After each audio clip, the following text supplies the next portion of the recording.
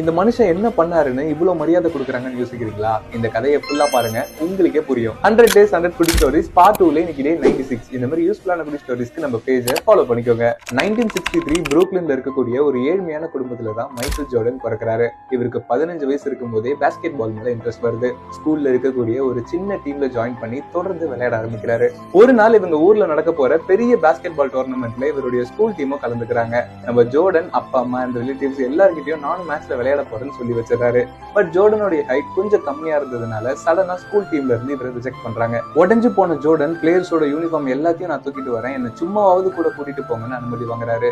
And டோர்னமெண்ட்ல அவங்க அம்மா அப்பா முன்னாடி மேட்ச்ல விளையாடாம பிளேயர்ஸ்க்கு ஹெல்ப்பர் வேலை பார்த்து பயங்கரமா அவமானப்படுறாரு. ஆனா அதை பத்தியே நினைச்சு சோர்ந்து போகாம அடுத்த நாள்ல இருந்து 2 மடங்கு பயிற்சி எடுக்கிறாரு. அடுத்த வருஷமே ஸ்கூல் டீம்ல செலக்ட் ஆகி டோர்னமெண்ட்ல விளையாட கூப்பிடுறாங்க. அந்த டோர்னமெண்ட்ல இவர்